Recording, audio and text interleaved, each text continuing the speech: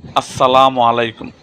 সকলকে স্বাগতম জানাচ্ছি মুক্তাগাছা ইতিহাস মিডিয়া ইউটিউব চ্যানেলে। মুক্তাগাছার ইতিহাস মিডিয়া ইউটিউব চ্যানেলের আজকের আয়োজনে থাকছে 1970 সালের আওয়ামী লীগের জাতীয় সম্মেলন, জাতীয় কাউন্সিল সম্পর্কে আমাদের আজকের ভিডিওতে। তাহলে চলুন শুরু করি ভিডিওটা। স্বাধীনতার আগে সর্বশেষ আওয়ামী লীগ কাউন্সিল অনুষ্ঠিত হয় 1970 সালের 4 ও 5 জুন হোটেল ইডেন প্রাঙ্গণে অনুষ্ঠিত। এই কাউন্সিলে 1138 জন কাউন্সিল উপস্থিত ছিলেন। এই কাউন্সিলটি ছিল উদ্দীপনা ও আত্মবিশ্বাসে ভরপুর আওয়ামী লীগের নেতাকর্মীদের একটি মিলন মেলা। কাউন্সিলে সভাপতিত্ব করেন বঙ্গবন্ধু শেখ মুজিবুর রহমান। এই কাউন্সিলে আসন্ন সাধারণ নির্বাচন নিয়ে আলোচনা হয় এবং 6 দফা আদায়ের লক্ষ্যে নির্বাচনকে একটি গণভোট হিসাবে গ্রহণ করার জন্য বঙ্গবন্ধু শেখ মুজিবুর রহমান নেতাকর্মীদের প্রস্তুতি গ্রহণের আহ্বান জানান।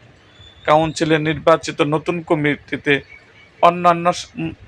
অন্যান্যের মধ্যে ছিলেন সভাপতি শেখ মুজিবুর রহমান, সহসভাপতি সৈয়দ নজরুল ইসলাম, ক্যাপ্টেন মুনসুর আলী, খন্দকার মুস্তাক আহমেদ, সাধারণ সম্পাদক তাজউদ্দিন আহমেদ, সাংগঠনিক সম্পাদক মিজানুর রহমান চৌধুরী, প্রচার সম্পাদক আব্দুল মুমিন, দপ্তর সম্পাদক মোহাম্মদুল্লাহ, শ্রম সম্পাদক জহুর আহমেদ চৌধুরী, কৃষি সম্পাদক সোরহাব হোসেন, সমাজসেবা ও সংস্কৃতি সম্পাদক কে এম ওবায়দুর রহমান, মহিলা সম্পাদক বেগম বদরুন্নেসা, কোষাধ্যক্ষ মোহাম্মদ মহসিন।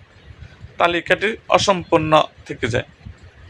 এরকম এই ভিডিওতে যদি কোনো ভুল ত্রুটি পরিলক্ষিত হয় অবশ্যই আমাদের কমেন্ট বক্সে জানাবেন, এবং পরবর্তীতে আপনারা কোন ধরনের ভিডিও চান তা আপনারা কমেন্ট বক্সে জানাইতে পারেন।